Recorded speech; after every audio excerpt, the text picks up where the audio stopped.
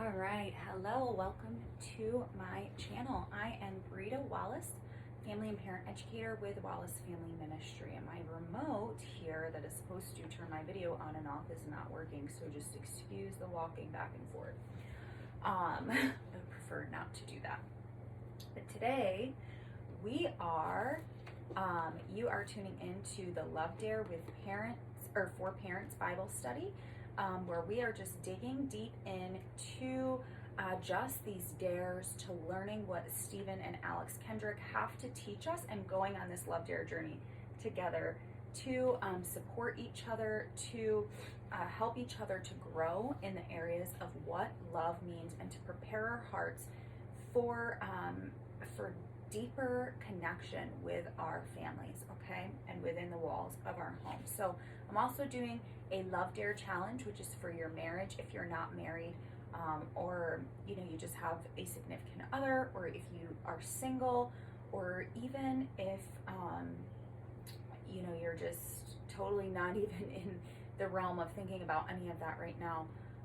You can still be creative with a Love Dare and still go on the journey of that study. So I encourage everybody to go on to take both of the Love Dare challenges, especially if you're a parent and a spouse, because they will change your life if we are practicing love in action and taking what we're learning and applying it in our homes and to our lives. So we are going to hop right in to day 5 for the Love Dare with Parents. If you haven't gotten your books yet, please get your books.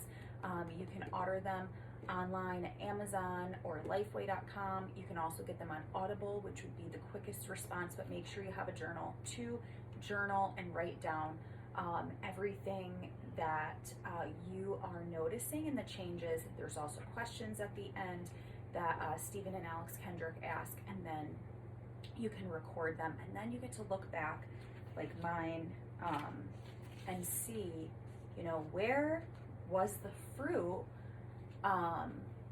and how far have I come since I've done that. And this has really changed the dynamic of my relationship with my child, right? So it's really cool. There's a lot of fruit in here from when I did this study before, where I can look back and say, well, this is an area that I've grown.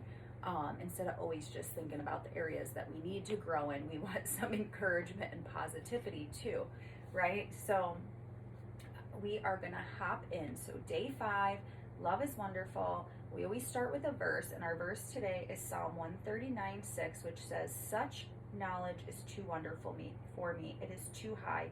I cannot attain it."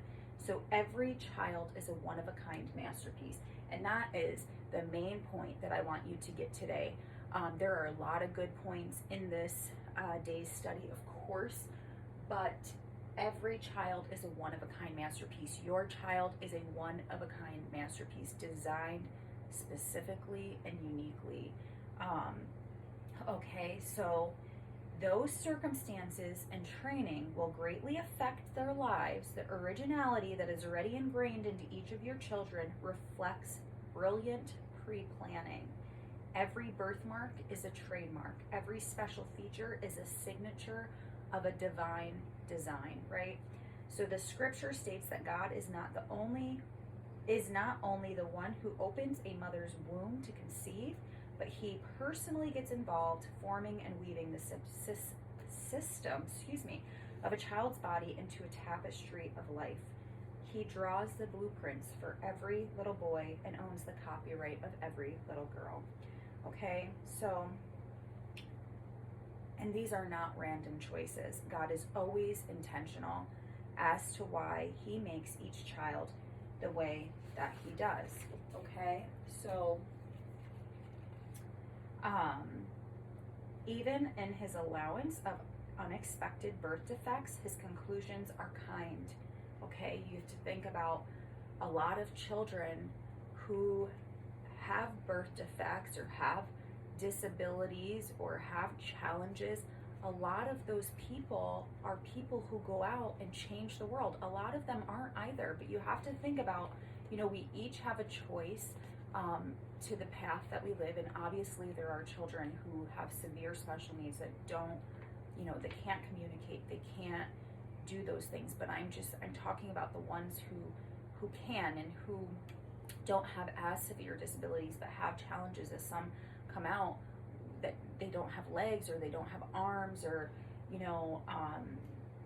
they're limited, or if somebody gets in an accident and they're told they never can walk again. Our brain is so powerful, where determination can really, for those people that are told they can never walk again, I truly believe it's determination. It's the fact that they're like, I refuse to accept that as an answer, and I'm going to try my hardest to prove them wrong, right? And I think that really speaks for itself in a lot of situations. Sometimes accidents happen and they're so severe, and that's like really, truly almost not possible, because I don't like to say that things are impossible, because I don't believe that. I believe in a God who is a God of miracles, and that all things are possible through him, and that he gives us strength. So it's okay if you don't believe that, but that's what I believe. And I think that almost anything is possible, and I especially think anything is possible with him. So, God's strength is often revealed most vividly through human weakness, okay? Cultivating deeper character and compassion in their families. All right, so God placed our children into a specific time and space, and enables them to thrive where others are ill-equipped to meet unique needs that others can't. All right, so when you consider the wonder of each of your children, love invites you as a parent to go on an adventure of discovery by unpacking, I cannot speak this morning, the marvelous mystery of their design. So some questions that are good to ask is, how are they wired? How are they unique? And this is, about each individual child that you have. Who are they becoming? What is already in them that needs to be discovered and inspired, right? So those are things that we have down, So when you consider the wonder of each of your children, love invites you to go on an adventure of discovery by unpacking the marvelous mystery of their design. All right, so what do we need to discover and encourage in our children? Who are they becoming? What type of intelligences do your children have? How do they best communicate? When we're learning these things, and we're learning who our children uniquely are, then we learn that we have to handle each child uniquely, that we have to deal with each child uniquely. That doesn't mean that we don't have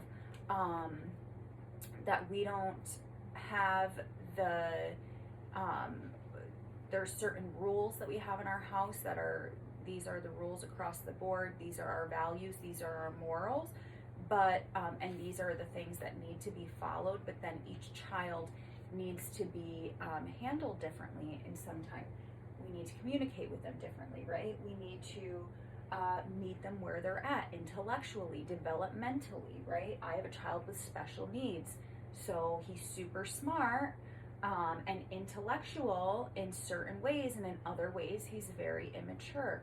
His brain is behind. A lot of people don't understand that because of how intelligent he is, but that's the truth. Intelligence is not a one-size-fits-all thing. Our brains work there are different parts of our brain that work better than others. Some are behind in development, some are right on track. That's why with some kids, maybe they thrive in their gross and fine motor skills, or maybe it's just gross motor skills, or maybe just fine motor skills, but their speech is delayed until they're 4 or 5 years old because that part of their brain is not functioning appropriately. Maybe it's behind, maybe there's an issue, maybe there's something going on that's preventing that from developing appropriately. So they can be so good with certain development in some areas, and in others they might be struggling, they might be behind, right? So we have to treat our children developmentally appropriately. That's so important. What do we need to discover in our children that's unique about them, that we can build upon them, that we can encourage them in, right? Their strengths. What do those strengths look like? Okay? And who are they becoming? Good or bad? How can we help them gently and positively move in the direction that we want to see our children go.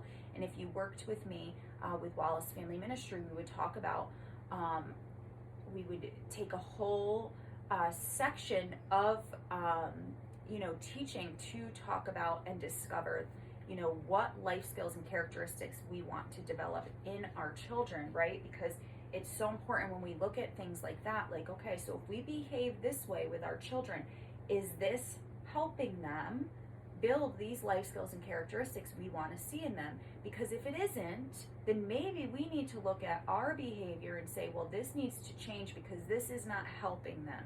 This is helping them to respond the way that I'm responding, which is not appropriate, right? In all circumstances and situations. Okay, so your firstborn child may relate better to adults and lead others well, but need to learn to not always have his own way. That's true with my child, and he doesn't get his own way always, but he thinks he deserves it. And the secondborn may be more competitive. The youngest, more independent. That's me. I'm the youngest. I'm super independent. But each must be directed to channel their drives for good. That doesn't just happen. We are put in charge. We are the person that is in authority over our children to guide them, to teach them. That is our responsibility as parents. They don't just develop these things on their own, okay? So have you discerned what type of intelligence your child has? So some kids can remember words and facts easily, while others are capable entrepreneurs. One may be a natural engineer, while another is a master of friendship and resolves relationship problems with ease. Some are meticulously technical, others are cleverly comical. Each one will shine in some way and should be encouraged and valued for the brilliance within their mentality. Okay, so one thing that is a pet peeve of mine that parents do, and this is probably going to bother some people when I say this, but I get very bothered by parents pushing their children to do something. Okay, so I'm going to give you a little background right now, or just a little bit of an explanation, is forcing your child into something because you think that they need to do this, or because it was your dream or passion when you were growing up and maybe you weren't good at it, or you didn't progress in it the way that you wanted to, or you weren't able to do it. Those are not appropriate reasons to push our child into something. One child is going to like sports. One child is going to like music. One child is going to like different things, and we have to allow them their own, to freely be able to express themselves and who they are and who they're made to be. We can't push things on them. So for us right now, I had asked my 4-year-old if he wanted to do soccer. He's in preschool, okay, which is at an actual school. He goes to private school, and they have sports for the little ones. So soccer, he just wasn't really sure what it was, so we played a video and I showed him, and this was a consistent conversation we had just to make sure he really didn't want to play. He just really was like, no. But then T-ball came around, and I asked him if he wanted to play T-ball, and he said yes, he really wanted to play T-ball. He knows what that is. I showed him again, kind of the same thing with soccer, but it was an automatic yes right off the bat, right? He wanted to play T-ball. Well, he's not enjoying T-ball. We're in the heart of T-ball right now. He is not enjoying it. And this is the thing. Even if we go every week, it is a debacle, okay? Twice a week we go. He has games twice a week. Sometimes he's in the, he stays with his team, and then other times he wants to run over to the bleachers with us.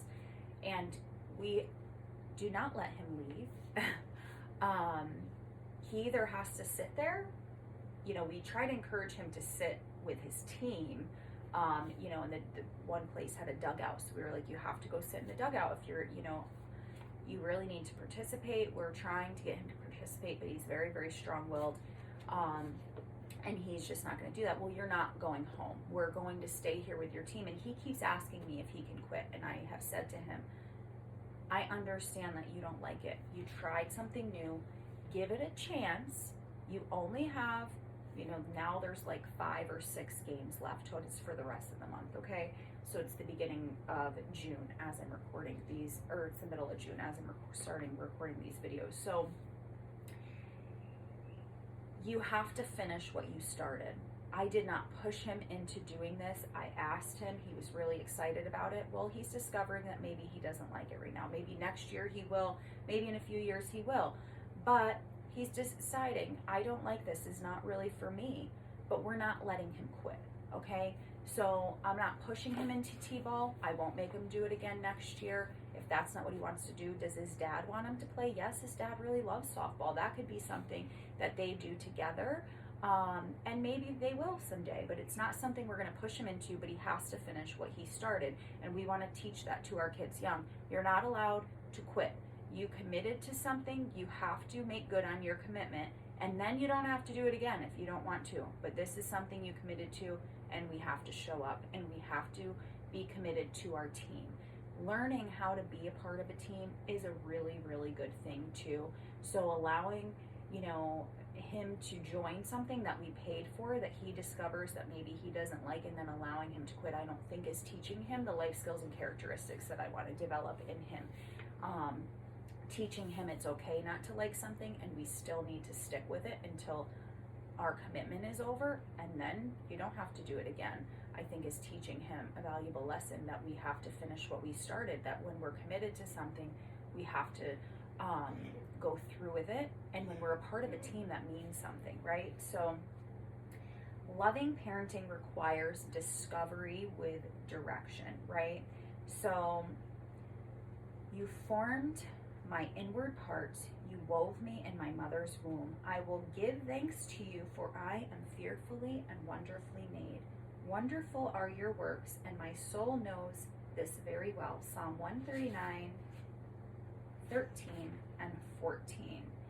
So we have to learn and listen how our child thinks, how they dream, and how they grow. Okay, so too often parents misunderstand and misguide, or they pre-plan too rigidly and then force and frustrate their children to become something that God never intended them to be. So this goes on to say, if your daughter really thrives at piano, don't push her into doing something else, right? Allow her to play the piano. Allow her that dream. Allow her that passion, right? To build on that one thing. If your son is really good at writing, don't, and singing or theater, that could be a thing that, really trips parents up, is when their boy child in some aspects really loves theater, and a dad or a mom really is into sports and wants them to play sports. Let them have the theater. Let them sing. Let them write. Don't belittle them and push them into something that they're not interested in, because then when we push our children into being who they're not, what do you think happens? They internalize things. They stop talking to us. And this can create a huge identity crisis within our children, is when we're pushing them to be somebody they are not, right? So instead, we want to uncover and embrace the treasure that we have been given, which is our child. Accept and affirm who they are, right? And we want to water and cultivate the seeds that God has already planted in them. We don't want to change them to be who we want them to be. We want to learn who they are, and then, encourage them appropriately. All right, so today's dare is thank God for how He designed your children, and then discern if each one responds best to physical affection, verbal affirmation, spending quality time together, giving a gift, or serving a need of theirs. If you know their preferred way to give and receive love, take a few moments to communicate love to them in that way before the day ends, okay? So even if you don't have faith and you don't want to thank God, that's fine. Take the rest of the dare and, really think about how your child responds best to, physical affection, verbal affirmation, You know, do they like when you spend time with them best? Are they, you know, gift oriented, or, you know, do they like when their needs are met? So if you know the preferred way to give and receive love, take a few moments to communicate love to them in their love language, right? The way, in that way, in their love language before the day ends. So that is it for today. Thank you for tuning in. Make sure you get your books. Tune into Love Dare for Marriage. Get creative. If you're single, you can use it just to change some things that we need to change in us for behavioral modification and just be a better person. You can really get creative with it and, you know, do it for a friend or a parent or whoever. So I just encourage you to stick with the dares. You're going to see the fruit. I thank you for tuning in. Thank you for subscribing. Make sure you subscribe to my channel. Make sure you like it and share me with a friend if you think somebody you know could benefit from this video or from these videos. Make sure you share me. Thank you so much, and God bless. Seeing if my remote works, which it does not. So excuse the walking again. Take care, guys.